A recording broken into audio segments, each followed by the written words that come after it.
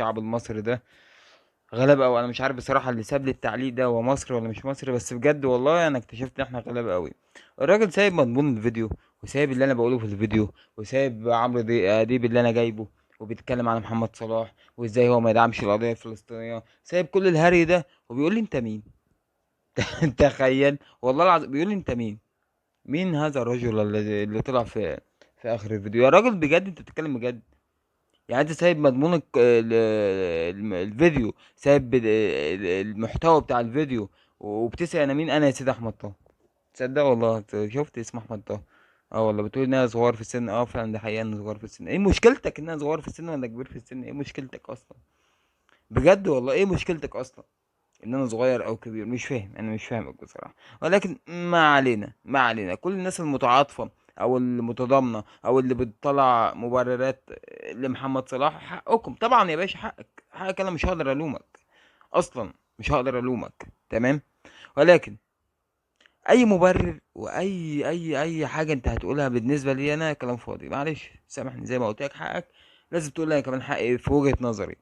كلام فاضي ليه؟ كلام فاضي لان يا باشا مصر لعيبه كتيره جدا طلعت دعمت القضيه الفلسطينيه. وعلى فكره في لعيبه برضو مش مسلمين اصلا طلعوا دعموا اسرائيل. حقهم، كل واحد حقه يقول اللي هو عايزه.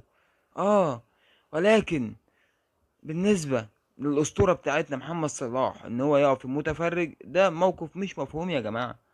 بقى انت فهمت وجهة نظري في؟ يعني انا شايف الموضوع زي ده مش مفهوم ان انت تقف متفرج واقف ساكت مش عايز تتكلم، لا تقول انا معاه ولا ضد حتى، انت واقف ساكت. انا مش فاهمك، انا مش قادر افهمك يا ابو صلاح. موقفك ده مش قادرين نفهمه والله.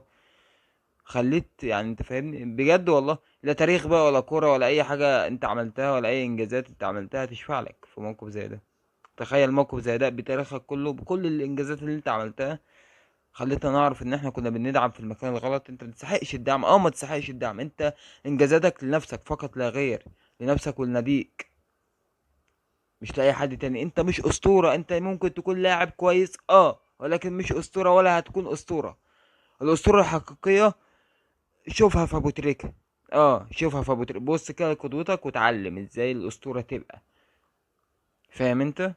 لكن انت عمرك ما هتكون اسطورة. دي وجهة نظر، دي وجهة نظر.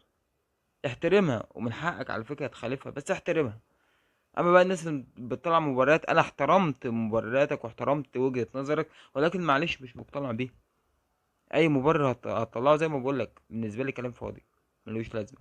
موقف محمد صلاح غير مفهوم بالمره، وبالنسبه لي انا هو خضوع وتواطؤ. ايه الكلام الكبير ده؟ ده صغير في السن بس هو كده. هو والله كده. شكرا.